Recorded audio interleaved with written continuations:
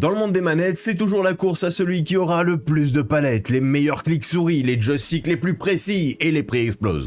A force, on en oublie l'essentiel, une manette qui tienne plus de 6 mois, qui soit confortable pour jouer sur de longues sessions, et si possible avec un ou deux boutons, histoire d'éviter de se défoncer l'index en jouant en clos. Et justement, Gamester semble avoir voulu retenir l'essentiel avec la Tegeneria Lite, simple, légère, pas chère et suffisante pour beaucoup d'entre vous. Mais aujourd'hui, on va voir si elle suffit pour vous. Juste avant de commencer, Gamester m'a envoyé la manette suite à ma demande. Je ne suis pas payé pour vous faire cette vidéo, et vous trouverez des liens affiliés en description vers différentes plateformes pour soutenir la chaîne gratuitement, tout en vous équipant. Merci à ceux qui les utilisent. La série Tegeneria ou Tarantula a démarré en 2024 avec un premier modèle pro pour PC, Nintendo Switch et mobile. Une manette intéressante avec beaucoup d'options et surtout des joysticks symétriques, chose assez rare en dehors de la plateforme PlayStation. Mais avec un petit problème, une latence dans les joysticks remarquée par les utilisateurs, et même si monsieur tout le monde n'y fera pas attention, les plus tryhards d'entre vous le sentiront. Et c'est d'ailleurs pour ça que je ne l'ai jamais présenté sur la chaîne. Mais pour les quelques déçus dans l'assistance, rassurez-vous, en août 2025, Gamester a teasé deux nouveaux modèles pro, un pour PC et un pour Xbox. J'avais partagé toutes les infos en post sur la chaîne, mais aussi sur mon Discord, où je vous conseille régulièrement des manettes et des IUM, donc n'hésitez pas à le rejoindre pour ne rien rater. Le modèle d'aujourd'hui, la Tegeneria Lite, est disponible en deux coloris, un gris rétro comme celui que j'ai ici, et un blanc plus moderne. Vous retrouverez les deux coloris pour 30 € sur le site officiel et un peu moins cher sur AliExpress avec quelques réductions. Pour une fois, on a une boîte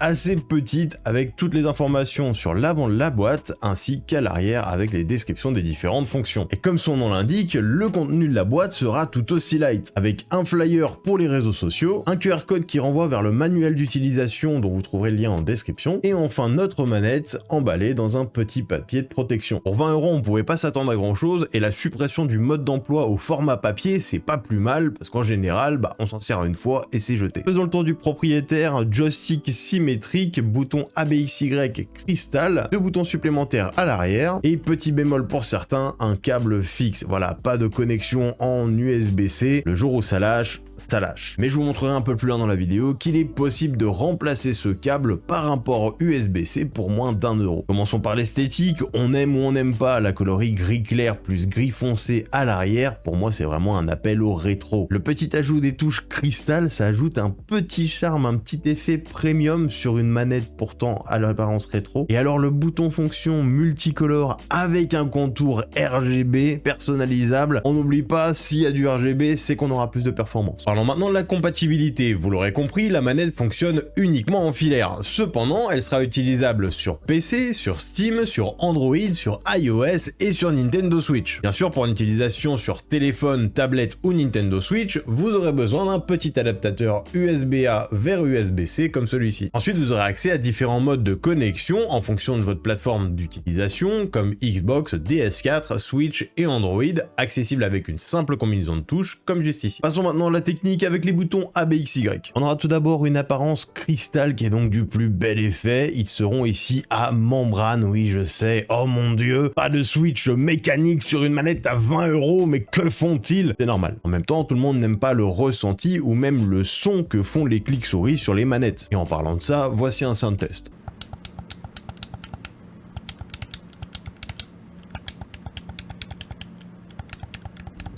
Pour ce qui est de la force d'activation, elle sera entre 120 et 130 GF, donc c'est identique à ce qu'on a sur une manette DualSense classique. Je vous ai dit que la manette était utilisable sur Nintendo Switch, sauf que entre la disposition Xbox et la disposition Nintendo Switch, les boutons A et B et XY sont inversés. Du coup, quand vous jouez sur Nintendo Switch avec la Tegeneria, quand vous appuyez sur le bouton affiché A, et en fait, la manette, elle va comprendre que c'est l'action B. Mais on a une petite commande pour inverser la disposition des touches. Pour ça, vous allez maintenir pendant 3 secondes le bouton M et la touche A, et on va ressentir une vibration au bout de 3 secondes. Et maintenant, quand on regarde sur le logiciel, quand j'appuie sur A, ça active l'action B. Et pareil pour Y, ça active l'action X. Et au passage, sur ces boutons ABXY ainsi que sur les 4 gâchettes, vous aurez accès à l'option de turbo, c'est-à-dire une répétition infinie tant que vous restez appuyé sur la touche. Et pour activer le mode turbo, vous appuyez simultanément sur le bouton M et sur la touche que vous voulez passer en mode turbo pendant 3 secondes. Et au moment où vous allez relâcher les deux, vous allez voir que le bouton M va clignoter en rouge.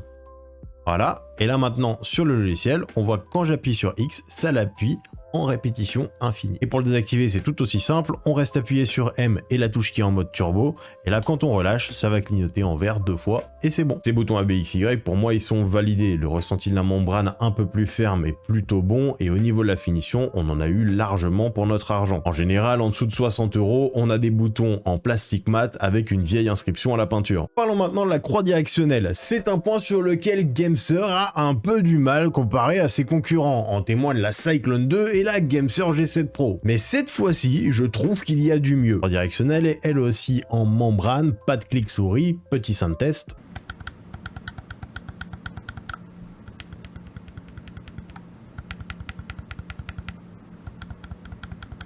Et elle demandera une force d'activation de 190 GF, ce qui est équivalent à la force demandée sur la croix directionnelle d'une DualSense standard. Et il sera possible d'inverser la position de la croix directionnelle avec le joystick. Pour ça, vous restez appuyé pendant 3 secondes sur le bouton M et sur la flèche de gauche. Au bout de 4 secondes, vous allez sentir une vibration, ça veut dire que l'action s'est bien effectuée. Quand on regarde sur le logiciel, et bien regardez, quand j'appuie sur la flèche de gauche, ça active le joystick, et inversement, le joystick, la croix directionnelle. Alors je vous arrête tout de suite, je ne suis pas un gros joueur de platformer ni de jeu de combat, donc la croix directionnelle n'est pas un point crucial pour mon utilisation, principalement sur des jeux FPS. Cependant, pour les tests, j'étends mon utilisation à cette croix directionnelle. Et pour le coup, j'ai eu une bonne expérience avec celle-ci. Si jamais vous êtes un joueur expérimenté de jeux de combat ou de platformer, n'hésitez pas à donner votre avis sur cette croix directionnelle en commentaire, ça en aidera certainement plus d'un. Parlons maintenant des gâchettes, que ce soit les principales ou secondaires, elles seront à membrane également, sound test.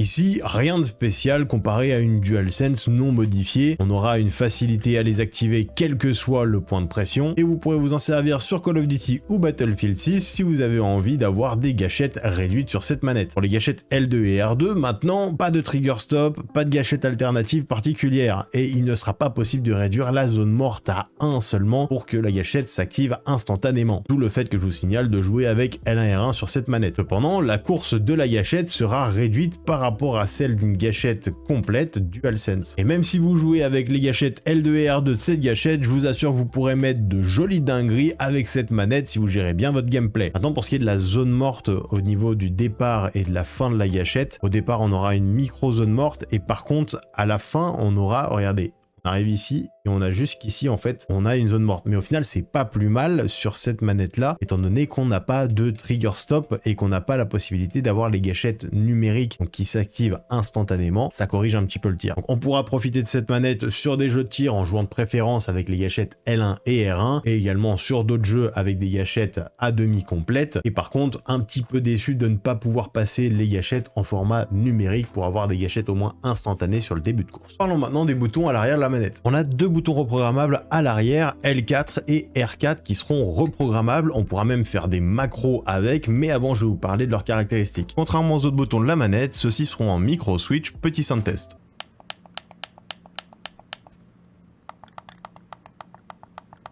Ils ont une force d'activation d'environ 180 GF, donc au-dessus de la moyenne. Ça vous musclera un peu, mais c'est une question d'habitude. Maintenant, niveau placement, c'est très bon pile dans le creux de la poignée, une zone assez large. Pour des grandes mains comme les miennes, on sera sur un placement sous la deuxième phalange. Et pour les mains moyennes et petites, on sera sur un début de première phalange, voire milieu de première phalange, comme ceci. Pour reprogrammer les boutons, voici la manipulation. Vous allez appuyer simultanément sur le bouton que vous voulez reprogrammer et le bouton M, et là on voit que ça vibre une fois et ça clignote, et là c'est en mode remappage. Donc là si on veut assigner par exemple l'action Y, on appuie une fois et on rappuie sur le bouton à l'arrière. Et là si on regarde sur le logiciel, si j'appuie à droite, on appuie bien sur le bouton Y. Maintenant si on veut supprimer le fait que le bouton à l'arrière, il active la touche Y. À ce moment-là, on reste appuyé sur le bouton qu'on veut désactiver, le bouton M, ça passe en mode programmation, et là on va juste rappuyer sur le bouton qu'on veut désactiver, et vous allez voir quand je vais le faire, ça va clignoter un coup en vert, et ce sera réinitialisé.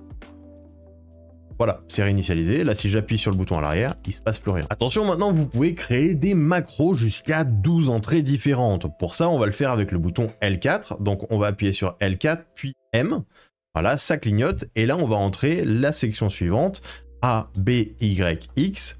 en bas, à droite, en haut, à gauche, en bas, à droite, en haut, à gauche. Et là, pour finir, en fait, à tout moment, vous pouvez arrêter la macro en appuyant sur le bouton L4.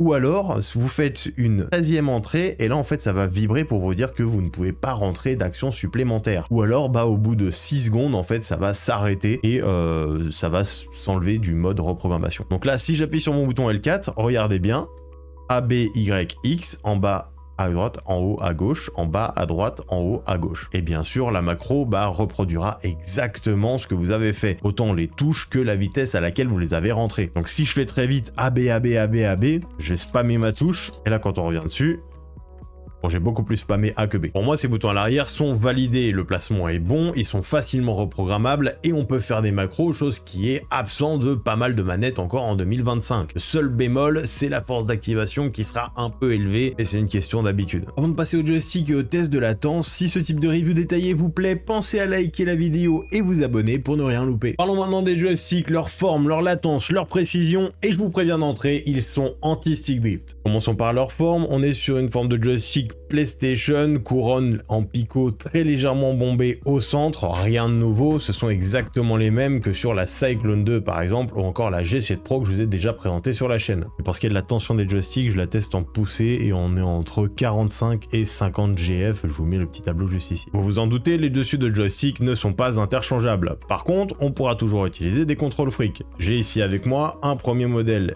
Xbox, voyons voir ce que ça donne. Va-t-on avoir une surprise pour une fois? En forçant bien, ça rentre. Voilà, là ça sera bien sécure, ça ne tourne absolument pas. Voyons voir maintenant avec le modèle PS4, PS5. Voilà, ce sera déjà plus sécure, on va pas endommager les joysticks, ça tourne très légèrement si on tourne dessus. À l'utilisation, ça ne bougera pas. Voilà, vous pouvez utiliser les deux, mais je vous conseillerais plutôt de prendre les modèles PS4, PS5. Vous avez déjà des formats Xbox, vous pouvez toujours les utiliser, mais ça va forcer un peu. Parlons maintenant des modules de joystick. Ce sont des joysticks Hall Effect, donc des joysticks magnétiques, aussi qualifiés d'anti-stick drift. Pour rappel, le stick drift, c'est le nom donné au phénomène qui fait que votre joystick prend son indépendance dans une direction donnée, vous forçant à augmenter peu à peu la zone morte minimale de votre joystick dans votre jeu, et au bout d'un moment, il est temps de remplacer la manette. Sur les joysticks Hall Effect et TMR, le problème est résolu en remplaçant le combo d'une griffe en métal et d'une piste en graphite par un capteur et un aimant. On supprime donc les frottements et donc l'usure prématurée de notre module. On se rend maintenant sur le site Gamepad Tester pour faire quelques petits tests sur nos modules de joystick. Premièrement, les valeurs de retour à zéro. On pousse doucement notre joystick pour voir s'il revient parfaitement au centre ou non. Voilà, donc sur le joystick gauche, on est bon. Sur le joystick droit, on est bon et on est à 2 puissance moins 5 de chaque côté. Maintenant, on fait un test de circularité. On clique sur Test Circularity et on fait quelques ronds avec nos joysticks et on arrive à 0,7% d'erreur en circularité. Donc ça indique qu'on a un encodage circulaire. Sur votre manette DualSense, par exemple, vous allez avoir un encodage qui sera obligatoirement rectangulaire. En fait, là, l'encodage circulaire, c'est qu'on a supprimé les erreurs de circularité dans les diagonales et ça nous prend un cercle parfait. Pour passer sur cet encodage rectangulaire, ce qu'on fait, c'est qu'on appuie sur le bouton M et en même temps sur l'appui R3 pour le joystick droit ou L3 pour le joystick gauche. Et on sent une seule vibration. Là, ça fait pareil sur le joystick gauche. Maintenant, pour le test de circularité, voyons voir ce que ça donne en encodage rectangulaire.